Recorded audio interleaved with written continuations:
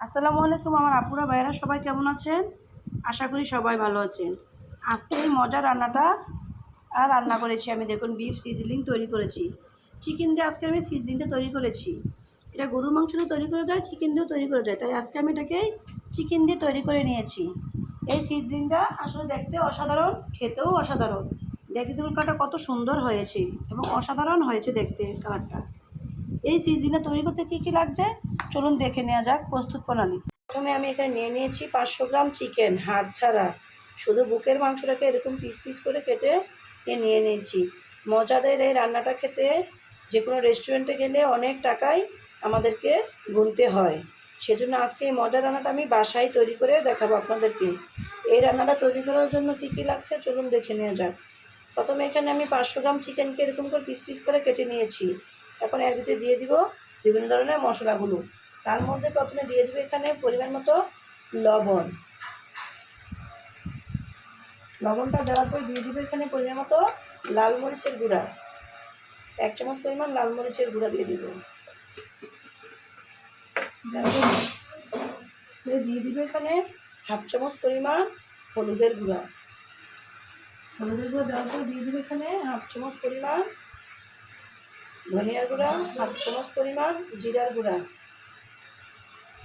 এখানে দিয়ে দিব একটু কালো গোলমরিচের গুঁড়া, 1/2 চামচ পরিমাণ। দেওয়ার পরে দিয়ে দিব এখানে 1 চামচ পরিমাণ আদা বাটা দিয়ে দিব। দিয়ে দিব এখানে 1/2 চামচ পরিমাণ রসুন বাটা। তারপরে দিয়ে দিব এখানে 2 টেবিল চামচ পরিমাণ ওয়েস্টার সস।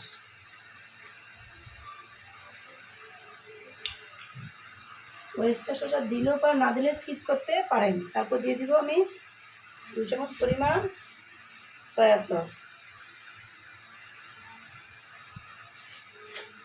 দিয়ে দিব এখানে 1/2 চামচ পরিমাণ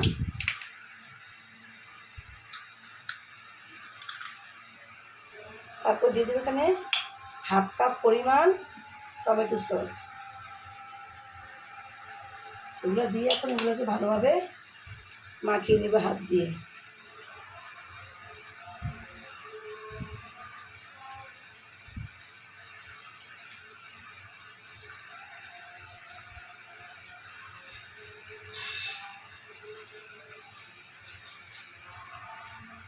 মশলাকে ভালোভাবে মাখার পরে দিয়ে দিব 2 চামচ পরিমাণ বেসন। এখানে বেসন দিয়ে এগুলোকে আবার ভালোভাবে মাখিয়ে নেব। সবগুলো উপকরণ দিয়ে ভালোভাবে মাখানো হয়ে গিয়েছে। দেখুন এটাকে মাখানোর পরে দেখতে কত সুন্দর দেখা যাচ্ছে। কালারটা এটা অসাধারণ হয়েছে, কালারটা দেখতে দেখুন কত সুন্দর হয়েছে। এরপরে দিয়ে দেবো সামান্য পরিমাণ তেল। এই তেলটা দিলে মশলা ভালোভাবে এটা ম্যারিনেট করা সুন্দর একটা কালার আসে এবং রান্নাটা অনেক টেস্টি হয়, কারণ মশলাটা এর সাথে ভালোভাবে মাখা মাখা হয়ে যায়। এই যে দেখুন কত সুন্দর হয়েছে কালারটা, যদি দেখুন আপনার থেকে দেখতে দিতে কাছ থেকে দেখছেন কত সুন্দর হয়েছে। এখন কালারটা দেখতে অসাধারণ হয়েছে। গরুর মাংস দিয়েও করা যায়, হাড় ছাড়া গরুর মাংস হয় এবং মুরগির মাংস দিয়েও করা যায়, বুকের মাংসটা দিয়ে। আজকে আমি মুরগির মাংস দিয়েই করতেছি। মুরগির মাংস করে একটু তাড়াতাড়ি হয়, সেজন্য আজকে আমি সময় স্বল্পতার কারণে এরকম আজকে মুরগির মাংসটা করতেছি। বাসার সাহেবকে কীভাবে এই মজাদার একটা চাইনিজ খেয়ে বশ করা যায় সেই টেকনিকই হচ্ছে এটা। আপনারা অবশ্যই বাসায় ট্রাই করে দেখবেন, একবার হলো বানিয়ে দেখবেন। এই বিফ সিজলিংটা বাসায় একবার তৈরি করে নেন, তাহলে দেখবেন বাসার বসকে বা সাহেবকে কীভাবে বসে আনা যায়, খেয়ে একদম ফিদা হয়ে যাবে। এটা এখন মাখানো হয়ে গিয়েছে, এক পাশে রেস্টের জন্য এটাকে রেখে দিব। তারপর আমি এখানে তৈরি করার জন্য নিয়েছি সিজলিংটা তৈরি করার জন্য এখানে গাজরটাকে কুচি কুচি করে দেখুন কী সুন্দর করে কেটে নিয়েছি।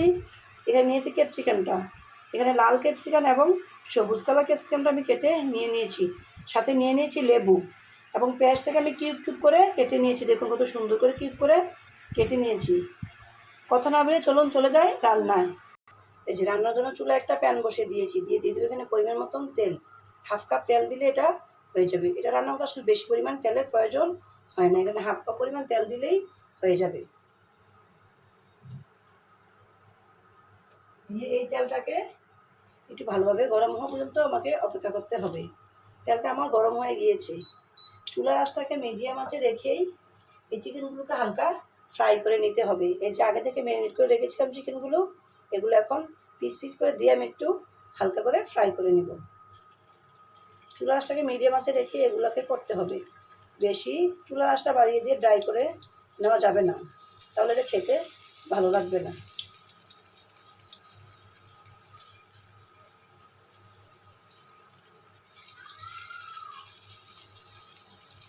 এরকম করে দিয়ে এগুলোকে আমি ভালো করে ভেজে নেব। এটা আমার সবগুলো চিকেন দেওয়া হয়ে গেছে। এখন এক পাশ থেকে হালকা হালকা করে নাড়াচাড়া দিয়ে ওগুলোকে পিস পিস হিসাবে আলাদা করে নিতে হবে। দেওয়ার সময় ওগুলোকে অল্প অল্প করে একবার দিয়ে দিতে হবে। তারপর এখানে আস্তে আস্তে করে এগুলোকে ভেজে পিস পিস করে আলাদা করে নিয়ে হালকা করে ভেজে নিতে হবে। এরকম এরকম করে একটা করে পিস পিস করে কুচুনির সাহায্যে এগুলোকে আলাদা করে নিতে হবে। কিছুক্ষণ পর পর এক পাশ করে এগুলোকে উল্টে উল্টে ভালো করে ভেজে নিতে হবে।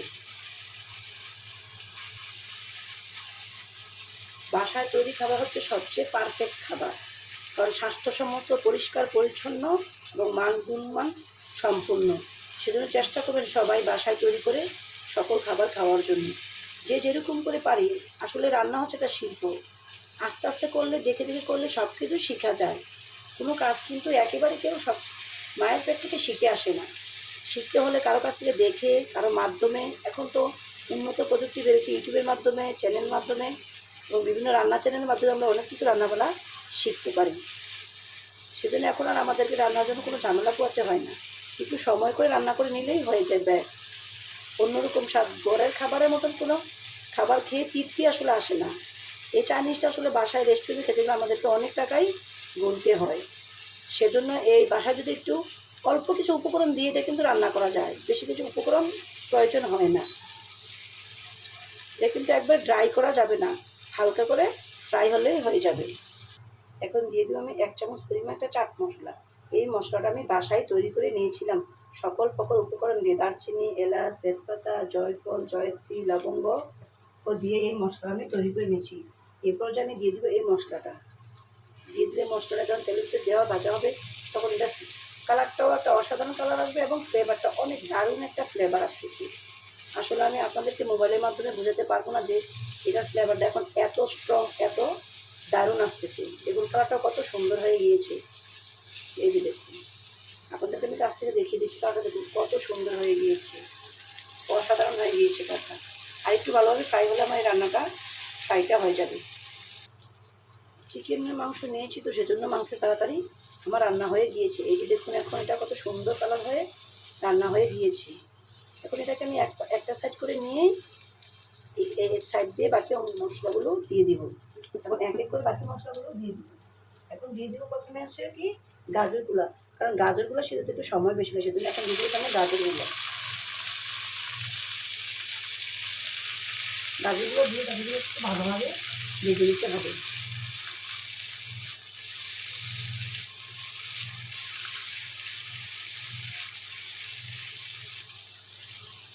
আমাদের ছোটো বড় সবারই এই খাবারটা অনেক পছন্দের একটা খাবার।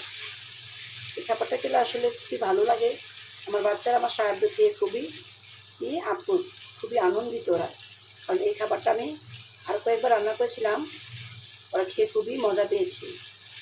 তাই আমি আজকে আবার আমার সাহেবকে মন খুশি করার জন্য আজকে আবার এই রান্নাটা আমি করে নিলাম। গরুর মাংস করলে আরও বেশি টেস্টি হতো। সময় স্বল্পতার কারণে আমি গরুর মাংস নিয়ে আজকে চিকেন দিয়েই করে ফেললাম। তখন আপনাদের ভালো সারা পেলে আবার গরুর মাংস আমি করে দেখাবো। গাজরটা হয়ে গেছে, এখন আমি দিয়ে দেবো এখানে আগে থেকে কিউব করে রাখা পেঁয়াজগুলোকে দিয়ে দেবো। পেঁয়াজগুলোকে দিয়ে একটু পেঁয়াজগুলোকে হালকাভাবে ভেজে নেব, এর সাথে গাজরটার সাথে ভেজে নেবে তাদের। এই পেঁয়াজগুলোকে আমি কিউব করে কেটে নিয়েছিলাম। এই চিকেনটাকে এক পাশে রেখে আমি অন্য পাশে সবগুলোকে ভেজে নিচ্ছি এই তেলের ভিতরে। আর কোনো এক্সট্রা তেল দিতে হবে না। পেঁয়াজ এবং গাজর কিন্তু বেশি করে ফ্রাই করা যাবে না, জাস্ট একটু সিদ্ধ হওয়া পর্যন্ত এগুলোকে এই তেলটার ভিতরে নাড়াচাড়া করে নিতে হবে। এই চিকেনটাকে এক পাশে রেখে দিতে হবে।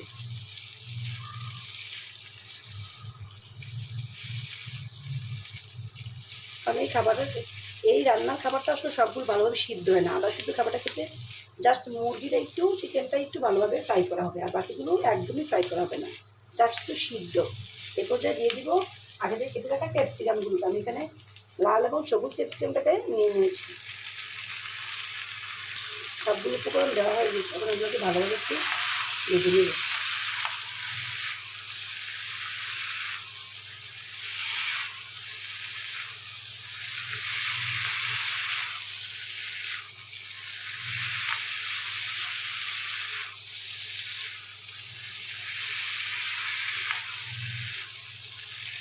এটা আমি সবগুলো উপকরণ ভালোভাবে একসাথে মিশিয়ে নেব।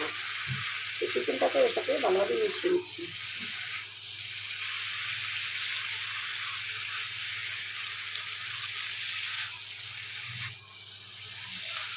ক্যাপসিকামটা দুই ধরনের দেওয়া যায়, সবুজ ক্যাপসিকাম, লাল এবং কমলা কালার ক্যাপসিকাম, যে যেটা দেন। আমি এখানে একটা আদা পাকা ক্যাপসিকাম নিয়ে নিয়েছি, অনেক বড়ো সাইজের একটা ক্যাপসিকামে আমার হয়ে গেছে। ক্যাপসিকাম হচ্ছে আদা পাকা, মানে একদম পাকাও না একদম সবুজও না। সব কিছু দিয়ে একটু ভালোভাবে মিশিয়ে নিই। এ পর্যায়ে দিয়ে দেবো এখানে আমি আধা কাপ পরিমাণ টমেটোর সস। এই সসটা দিলে আসলে একটা অসাধারণ গন্ধ আসে এবং কালারটা অনেক সুন্দর চলে আসে। চুলা আঁচটাকে মিডিয়াম আঁচে রেখে সবগুলোকে কিন্তু ভালোভাবে মিশিয়ে একটু হালকাভাবে রান্না করে নিতে হবে। টমেটো সসটাকে ভালোভাবে মিশিয়ে নিয়েছি। দেখুন আপনাদেরকে আমি কাছ থেকে দেখে দিচ্ছি কটা কত সুন্দর হয়েছে, দেখুন অসাধারণ গাছ। দেখুন কত দেখতে কত সুন্দর দারুণ হয়েছে। আমার রান্নাটা প্রায় শেষের পথে। এ পর্যায়ে দিয়ে দেবো দুটি কাঁচামরিচকে ফালি করে একটা ভালো একটা ফ্লেভার আসার জন্য দুটি কাঁচামরিচ ফালি করে দিয়ে দিলাম, দিয়ে এবার একটু ভালোভাবে মিশিয়ে নেবে এটাকে। চুলা আঁচটাকে অবশ্যই মিডিয়াম আঁচে রেখেই রান্নাটাকে করতে হবে। চুলা আঁচটা বাড়িয়ে দেওয়া যাবে না, বাড়িয়ে দিলে খাবারটা আসলে টেস্টটা নষ্ট হয়ে যাবে এবং দেখতে খাবারটা সুন্দর আসবে না। যেমন রান্নাটা প্রায় হয়ে গিয়েছে, এবং খাবারটা কত সুন্দর অসাধারণ হয়েছে, দেখতে কি দারুণ টেস্ট হয়েছে। দেখতে সুন্দর হলে খেতেও সুন্দর হবে, এটা কথাই আছে, দেখতে নারী চলন বাঁকা। যার দেখতে সুন্দর হয় তার কোনো কিছুই সুন্দর হয় না। খাবারটা যদি দেখতে সুন্দর তাহলে খেতে অনেক অসাধারণ হয়। এরপরে আমি চুলা আঁচটা বন্ধ করে দিব। চুলাটা বন্ধ করে দিয়েছি। বিফ সিজলিংয়ে এই সিজলিংটাকে এখন একটা এ পর্যায়ে চুলায় একটা প্যান বসিয়ে প্যানটাকে ভালো করে গরম করে নিয়ে নিয়েছি। পর্যায়ে চুলায় একটা প্যান বসিয়ে দিয়েছিলাম, প্যানটাতে হালকা পরিমাণ তেল দিয়ে দেবো, তেল অথবা বাটার। বাটার না থাকলে রান্নার তেলও দেওয়া যাবে। দিয়ে এখানে আমি রসুন কুচি করে রেখেছি, এই কুচিটাকে দিয়ে দেবো এখানে।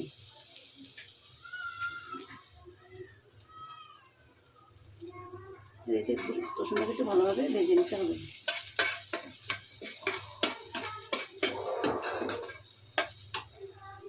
এই যে গার্লিক বা রসুনটা আমার ভালোভাবে ফ্রাই হয়ে গিয়েছে। এ পর্যায়ে আমি এখানে আগে থেকে যে রেখেছিলাম তৈরি করে এটা এখন এটা এই দমের ভিতরে ঢেলে দিয়ে চলে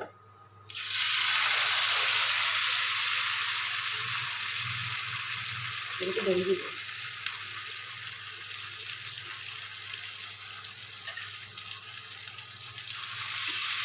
এই যেটা ধোয়া উঠছে, এই ধোয়ারই হচ্ছে এই খাবারের মেন আকর্ষণ।